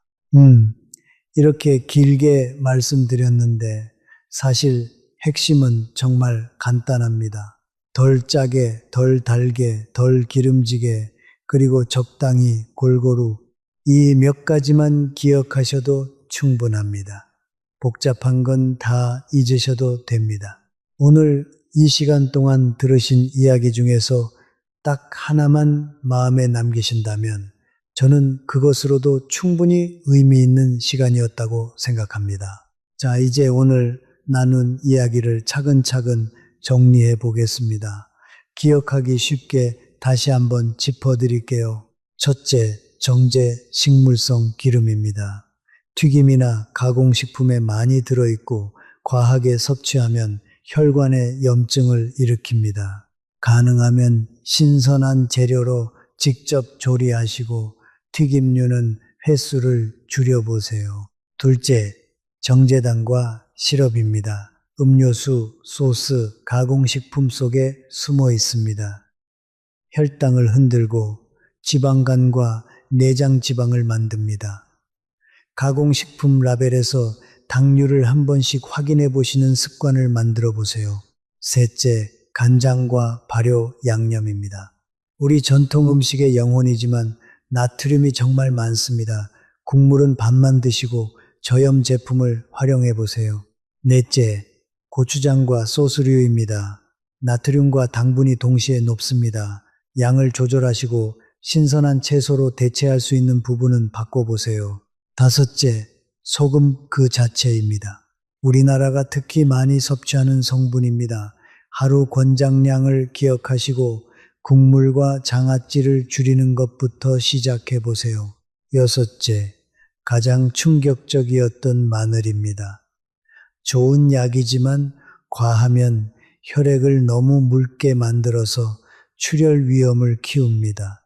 특히 혈전 억제제를 드시는 분들은 꼭 양을 조절하시고 담당 의사와 상담해 보세요. 이 6가지 모두 우리 부엌 어디에나 있는 흔한 양념들입니다. 끊으라는 게 아니라 똑똑하게 조절하자는 것이 오늘 이야기의 핵심입니다. 그리고 함께 실천하실 4가지 습관도 다시 한번 정리해 드리겠습니다. 아침 저녁으로 혈압 체크하시기, 칼륨이 풍부한 바나나나 고구마 챙겨 드시기, 하루 한 점 5리터에서 2리터 정도 물 드시기, 그리고 식후에 10분 정도 가볍게 걷기, 이 4가지만 꾸준히 실천하셔도 분명히 큰 변화를 느끼실 수 있습니다. 여러분, 오늘 제가 드린 이야기 중에서 가장 중요한 한 가지를 다시 말씀드리고 싶습니다. 몸이 보내는 신호를 절대 무시하지 마세요. 손발이 잠깐 저리거나 말이 어눌해지거나 한쪽 얼굴이 처지는 느낌이 들면 절대 기다리지 마시고 바로 병원으로 가셔야 합니다. 뇌졸중은 시간이 생명입니다. 조금이라도 빨리 발견하고 치료받으면 후유증을 크게 줄일 수 있습니다. 가족들께도 이런 신호를 꼭 알려주세요. 혼자 계실 때 이런 증상이 나타나면 주저하지 마시고 바로 119에 연락하셔야 합니다. 저는 오늘 이 시간 동안 여러분과 함께 우리 부엌 속 숨은 위험들을 하나하나 짚어봤습니다. 조금 무거운 이야기였을 수도 있지만 끝까지 들어주신 여러분께 진심으로 감사드립니다. 이 이야기가 여러분의 식탁에, 여러분의 혈관에, 그리고 여러분의 앞으로 남은 시간에 작은 보탬이 되길 진심으로 바랍니다.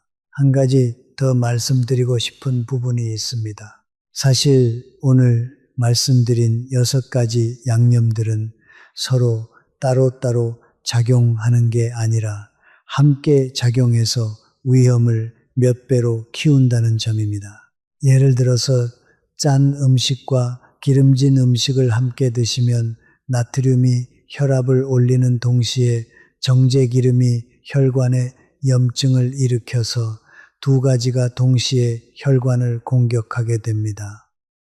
여기에 단 음료나 소스까지 더해지면 혈당과 혈압이 동시에 흔들리면서 혈관은 그야말로 삼중으로 공격을 받는 셈입니다. 이걸 우리 몸 안의 전쟁터라고 한번 상상해 보세요. 한 가지 적이 공격해 오면 우리 몸의 방어 체계가 어느 정도 버텨낼 수 있습니다. 하지만 여러 적이 동시에 사방에서 몰려오면 아무리 튼튼한 방어선이라도 결국 무너지게 됩니다.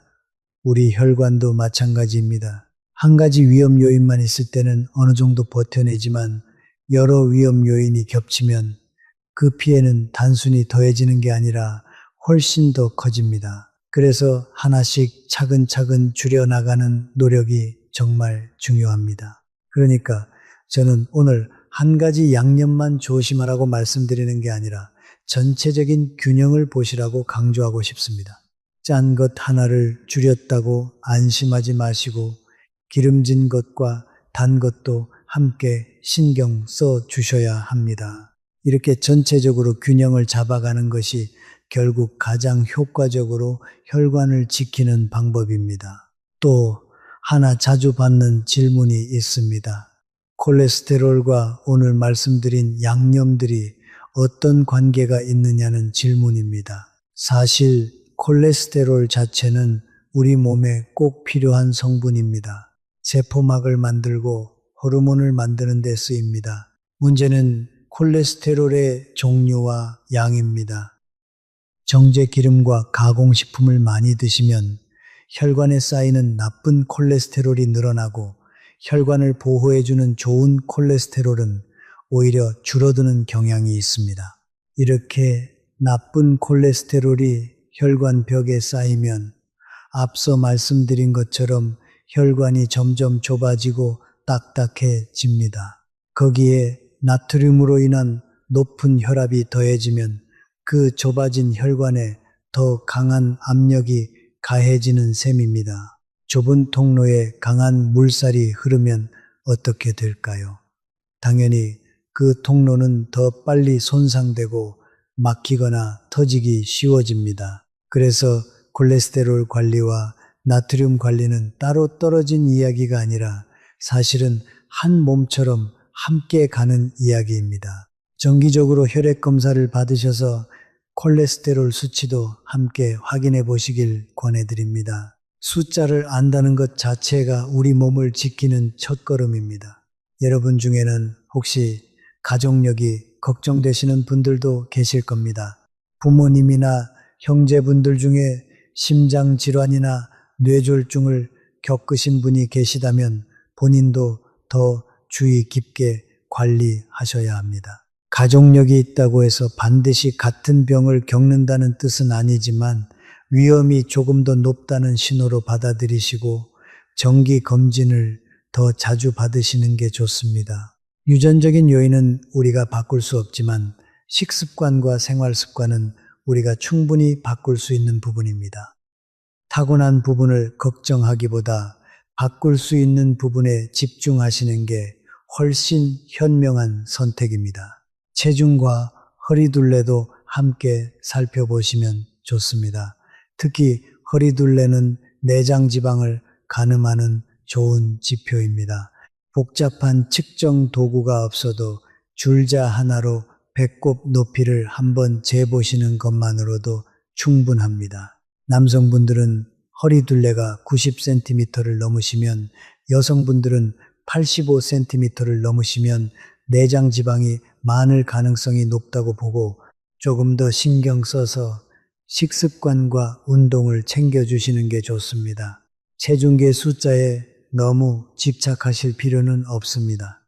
오히려 허리둘레가 줄어드는지 옷이 좀 더 편하게 맞는지 이런 자연스러운 변화를 관찰하시는 게 스트레스도 덜 받고 더 오래 지속하실 수 있는 방법입니다. 한 달에 한 번 정도 같은 시간에 허리둘레를 재보시는 습관을 만들어 보시는 것도 좋은 동기부여가 될 수 있습니다. 작은 숫자 하나의 변화가 큰 자신감으로 이어지는 경우를 저는 정말 많이 봤습니다. 이쯤에서 여러분이 자주 물어보시는 몇 가지 질문에 답을 드리고 싶습니다. 가장 많이 받는 질문이 이겁니다. 선생님, 그러면 소금을 완전히 끊어야 하나요? 답은 아닙니다. 나트륨도 우리 몸에 필요한 성분입니다. 신경신호를 전달하고 근육이 움직이는데도 필요합니다. 문제는 과다 섭취입니다. 완전히 끊는 게 아니라 적정량을 지키는 것이 핵심입니다. 두 번째로 많이 받는 질문은 이겁니다. 마늘이 그렇게 위험하다면 아예 안 먹는 게 낫지 않나요? 역시 답은 아닙니다. 혈전 억제제를 드시지 않는 건강하신 분들이라면 하루 두세 쪽 정도의 마늘은 오히려 혈관 건강에 도움이 됩니다. 다만 약을 드시는 분들은 꼭 의사와 상담하시고 양을 조절하셔야 합니다. 세 번째 질문은 이렇습니다. 이미 혈관이 많이 막혔다고 진단받았는데 지금 식습관을 바꿔도 소용이 있나요? 정말 좋은 질문입니다. 답은 분명히 그렇다입니다. 혈관은 한번 손상되면 완전히 원래대로 돌아가지는 않지만 식습관을 바꾸면 더 이상의 진행을 늦추고 남아있는 혈관 기능을 최대한 보호할 수 있습니다. 늦었다고 생각하지 마세요. 지금 시작하는 것이 가장 빠른 시작입니다. 네 번째 질문은 이렇습니다. 외식을 자주 하는데 어떻게 조절할 수 있나요? 외식하실 때는 국물을 남기시고 소스나 양념은 따로 요청하셔서 본인이 양을 조절해 보세요. 또 채소가 많이 들어간 메뉴를 선택하시는 것도 좋은 방법입니다. 완벽하게 지키지 못하셔도 괜찮습니다. 평소에 조금씩 신경 쓰시는 것만으로도 충분히 의미가 있습니다. 다섯 번째로 많이 받는 질문은 운동에 관한 것입니다. 혈압이 높은데 운동을 해도 괜찮은가요? 라는 질문입니다. 답은 그렇습니다. 다만 격렬한 운동보다는 걷기, 가벼운 체조, 스트레칭처럼 부담이 적은 운동을 추천해 드립니다. 갑자기 무리한 운동을 하시면 오히려 혈압이 급격히 오를 수 있으니 천천히 몸을 풀면서 시작하시는 게 중요합니다. 매일 20분에서 30분 정도 가볍게 걷는 습관만으로도 혈관 건강에 정말 큰 도움이 됩니다. 여섯 번째 질문은 이렇습니다. 나이가 많아서 이제 와서 바꿔도 효과가 있을까요? 라는 질문인데요. 저는 이 질문을 받을 때마다 정말 단호하게 말씀드립니다. 절대 그런 생각하지 마세요. 우리 몸은 나이와 상관없이 좋은 습관에 반응합니다. 70대, 80대의 식습관을 바꾸셔서 혈압과 혈당이 좋아지신 분들을 저는 정말 많이 봤습니다. 늦었다는 생각이 가장 위험한 생각입니다. 지금이 바로 시작할 때입니다. 마지막으로 한 가지 이야기를 더 들려드리고 마무리하고 싶습니다. 몇 달 전 한 가족이 함께 진료실을 찾아오신 적이 있습니다. 할머니, 그리고 따로 살던 딸과 아들이 함께 오셨습니다. 할머니께서 평소 짜게 드시는 걸 걱정해서 자녀분들이 함께 모시고 오신 거였습니다. 저는 할머니께만 식습관을 바꾸시라고 말씀드리지 않았습니다. 온 가족이 함께 들으시라고 했습니다. 그리고 이렇게 제안했습니다. 할머니 한 분만 바꾸시는 게 아니라 가족 모두가 함께 싱겁게 드시는 연습을 해보시라고요. 명절이나 가족 모임 때 음식을 준비하실 때도 다 같이 저염으로 맞춰보시라고요. 몇 달 후 그 가족이 다시 찾아오셨습니다. 할머니의 혈압이 안정되었을 뿐만 아니라 함께 식습관을 바꾸신 딸과 아들의 혈압도 함께 좋아졌다는 소식을 전해주셨습니다. 할머니께서 환하게 웃으시며 이렇게 말씀하셨습니다. 우리 가족이 다 같이 건강해지니까 이게 진짜 행복이구나 싶어요. 저는 그 순간 다시 한번 깨달았습니다. 건강이라는 건 한 사람만의 일이 아니라 결국 가족 모두가 함께 만들어가는 것이라는 사실을요.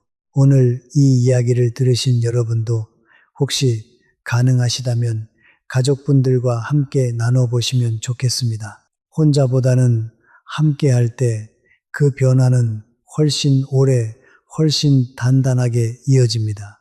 오늘 정말 긴 시간 동안 함께 해주셨습니다. 다시 한번 정리해보면 우리 부엌 속에는 정제 식물성 기름, 정제당과 시럽, 간장과 발효 양념, 고추장과 소스류, 소금 그 자체, 그리고 마늘까지 이렇게 6가지 양념이 우리 혈관에 영향을 미칠 수 있습니다.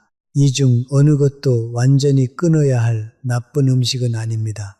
다만 우리가 얼마나 알고 얼마나 조절하느냐가 우리 혈관의 미래를 결정합니다.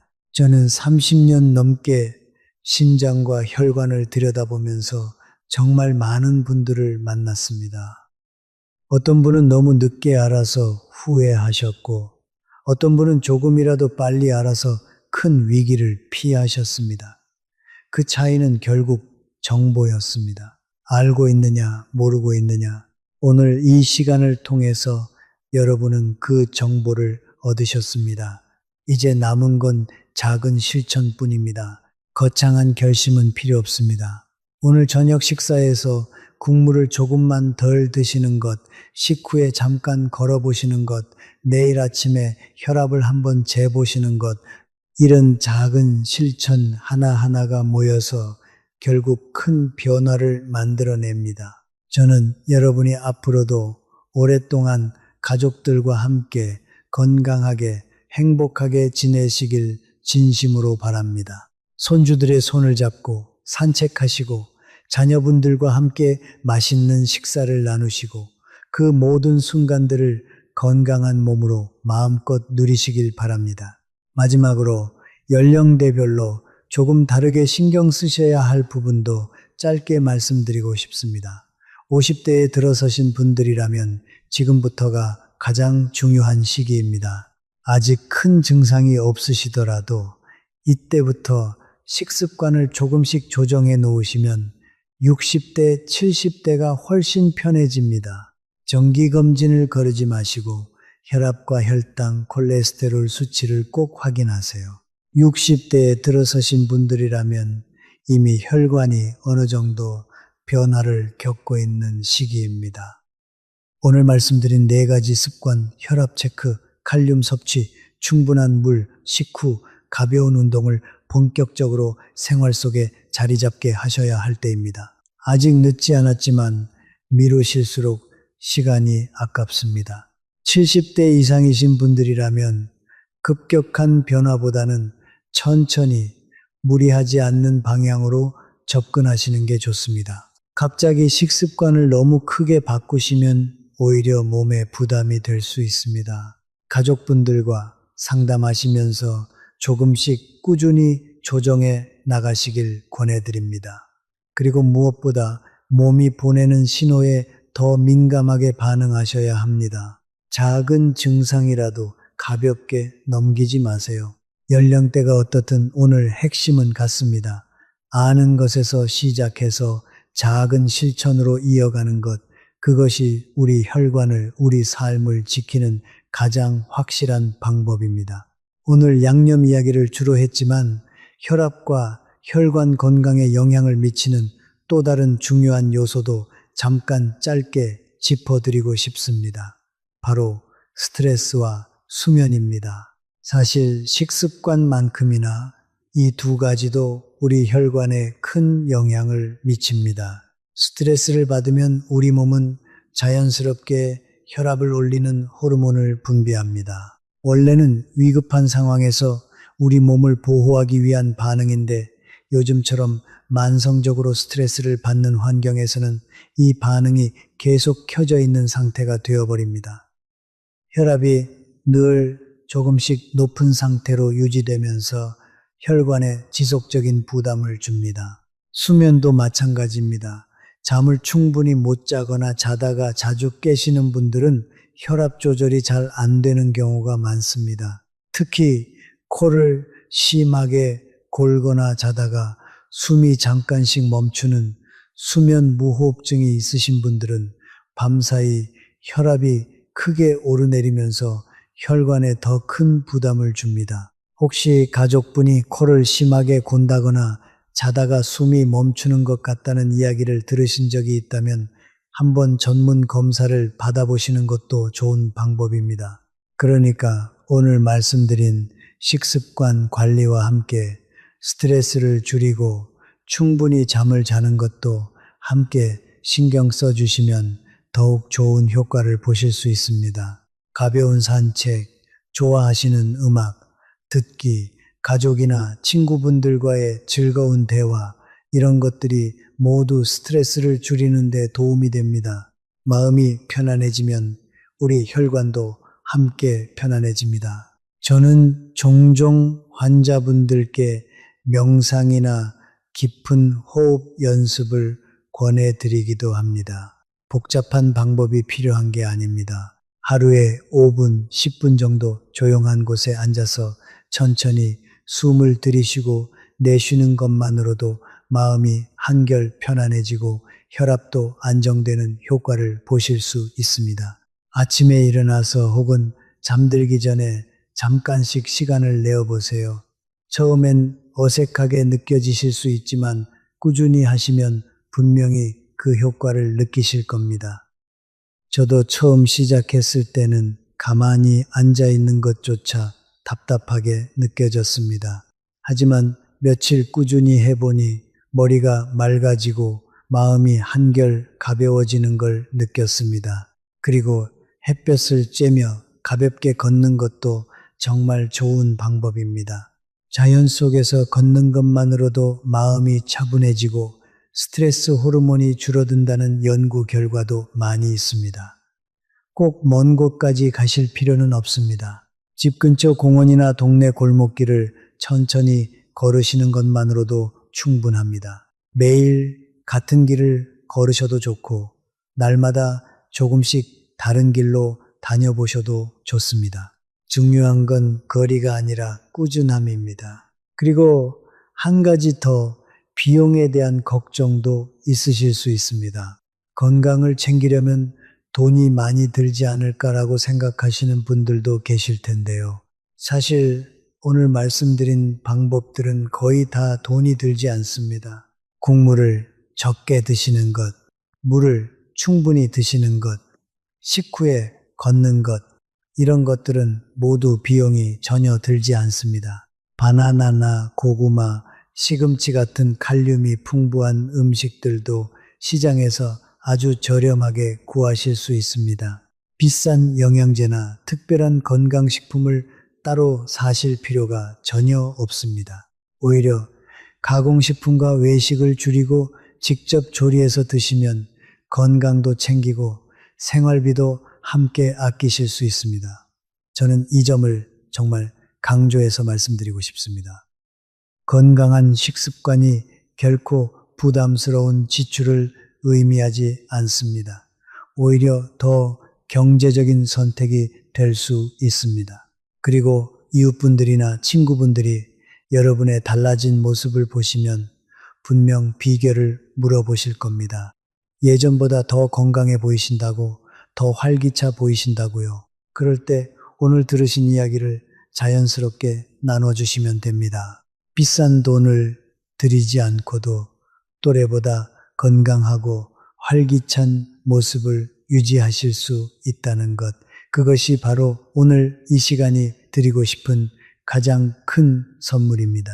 진심으로 그 모습을 응원합니다. 자, 이제 정말 마무리할 시간입니다. 오늘 이 시간 동안 우리는 부엌 속에 숨어있던 6가지 위험한 양념, 정제, 식물성 기름, 정제당과 시럽, 간장과 발효 양념, 고추장과 소스류, 소금, 그리고 마늘까지 차근차근 살펴봤습니다. 그리고 일본과 지중해 지역의 식습관에서 배울 점도 함께 나눠봤고, 혈압 체크, 칼륨 섭취, 충분한 물, 식후 가벼운 운동이라는 4가지 실천법도 말씀드렸습니다. 여러분, 오늘 이야기가 조금 길었지만 끝까지 함께 해주셔서 정말 감사합니다. 이 시간이 여러분께 작은 깨달음이라도 드렸다면 저는 그것으로 충분히 보람을 느낍니다. 혹시 오늘 내용이 도움이 되셨다면 좋아요와 구독으로 응원해 주시면 정말 큰 힘이 됩니다. 우리 가족, 우리 부모님, 우리 자신의 건강을 위한 이야기였으니까요. 주변에 비슷한 고민을 하시는 분이 계시다면 오늘 이 이야기를 함께 나눠주시면 더욱 의미가 깊을 것 같습니다. 댓글로 여러분의 생각이나 경험을 남겨주시면 제가 꼼꼼히 읽어보겠습니다. 어떤 양념이 가장 놀라우셨는지, 어떤 습관부터 바꿔보고 싶으신지 편하게 적어주세요. 서로의 이야기를 나누는 것만으로도 우리는 함께 더 건강해질 수 있다고 믿습니다. 저는 앞으로도 이 채널을 통해서 여러분의 심장과 혈관을 지키는데 도움이 되는 이야기들을 계속 전해드리고 싶습니다. 여러분과 함께 건강한 노후를 만들어가는 이 여정이 저에게도 정말 큰 의미가 됩니다. 다음 시간에는 또 다른 주제로 여러분을 찾아뵙겠습니다. 그때까지 오늘 말씀드린 작은 습관들 잊지 마시고 하나씩 실천해 보세요. 여러분의 건강이 제일 중요합니다. 항상 곁에서 응원하겠습니다.